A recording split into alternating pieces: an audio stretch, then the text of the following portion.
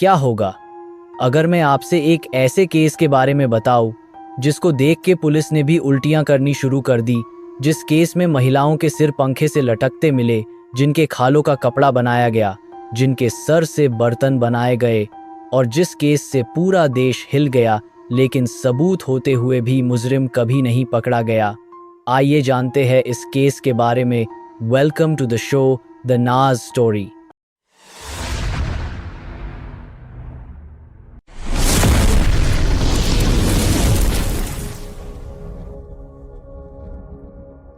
ये कहानी है एक ऐसे इंसान की जो ऊपर से देखने में एक आम इंसान लगता था, शांत, शर्मीला, सौम्य, पर उसके अंदर छिपा था एक ऐसा दरिंदा जो लाशों से प्यार करता था।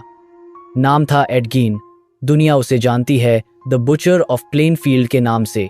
और अगर आप सोच रहे हैं कि ये सब किसी काल्पनिक स्क्रिप्ट से निकली कहानी है, तो आप गलत हैं। हॉलीवुड की सबसे डरावनी फिल्मों psycho, the Texas chainsaw massacre और साइलेंस ऑफ द लैम्स जैसे किरदारों की असली प्रेरणा यही एक इंसान था, एड गीन।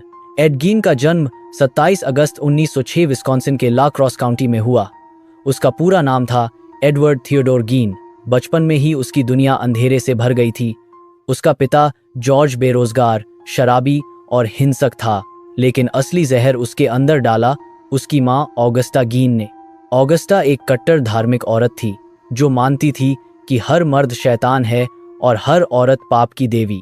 उसका ये भी मानना था कि शादी, दोस्ती और महिलाओं से जुड़ी कोई भी चीज सिर्फ नरक का रास्ता है। और इसी सोच के कारण आज एड गेन का नाम सबसे भयानक सीरियल किलर में जाना जाता है।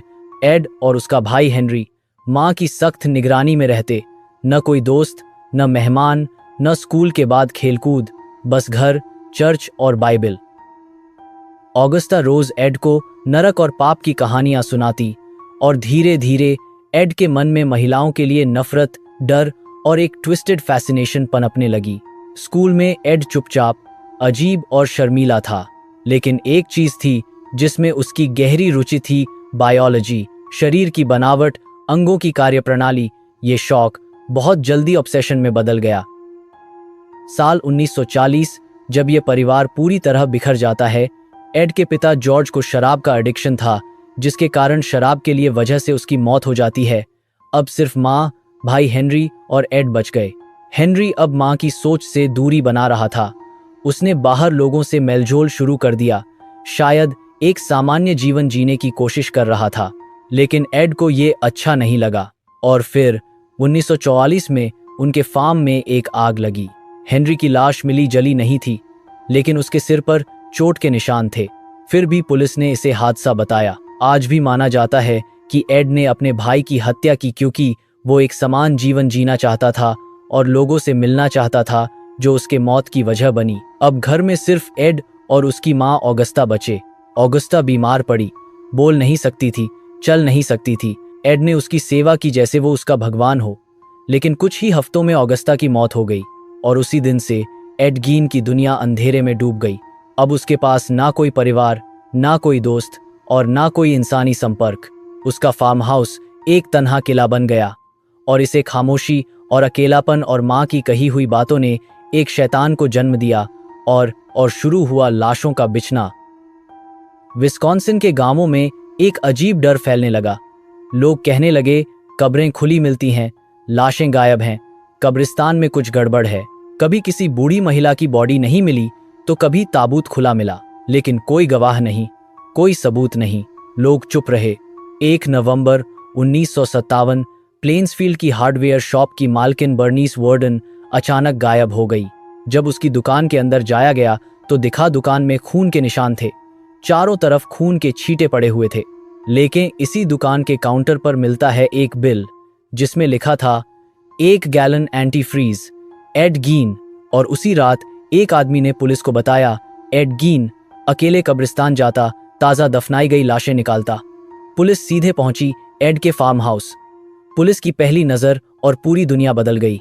घर में घुसते ही टॉर्च की रोशनी में पुलिस ने देखा, किचन में सीलिंग से लटका एक सिर, कटा शरीर, जैसे कसाई जानवर काटता है, वो बर्नीस वर्डन थी। और दूसरे तरफ पुलिस ने कब्र से निकली लाश की बनी हुई चीजें देखी। एड उन लाशों की खाल उतारता उन्हें टैन करता और उनसे चीजें बनाता।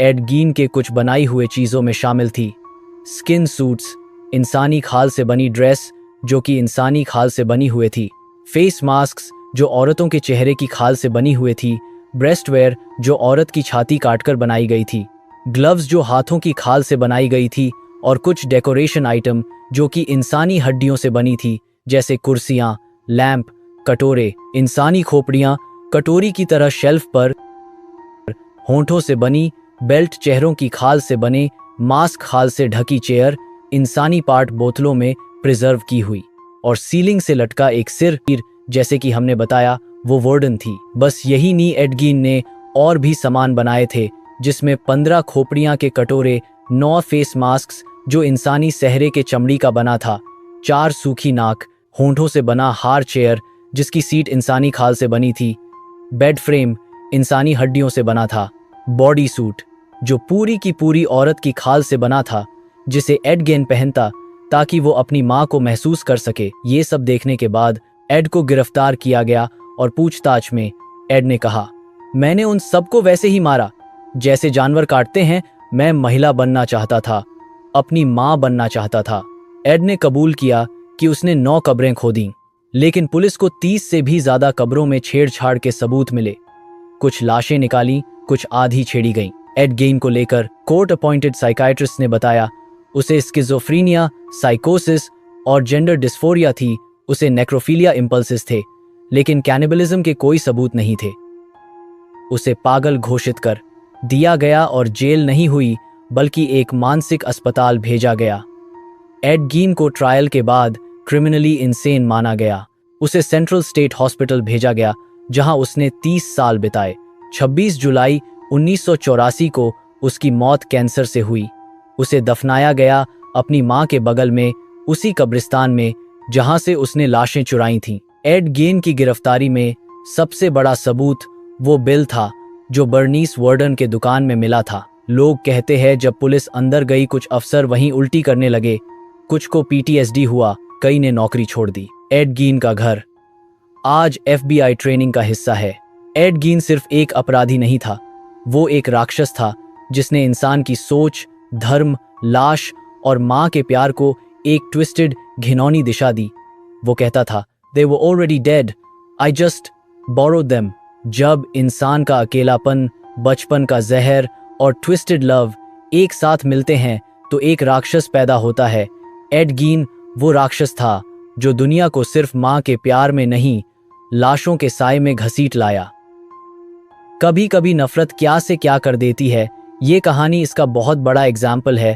किस तरह से एड गेन की माँ के दिल में नफरत थी, जो हर रोज अपने उस नफरत को अपने बेटे एड को बताती, और वही नफरत आगे जाकर क्या से क्या कर देती। इसीलिए आपका मन, आपका पॉजिटिव होना कितना ज़्यादा ज़रूरी है। आप ज़रा खुद सोचिए, अगर ईड की माँ की दूसरे के प्रति नफरत इतना कुछ करा सकती है, तो अगर आपके दिल में दूसरे के प्रति मोहब्बत हो तो आपकी दुनिया कितनी खूबसूरत हो सकती है।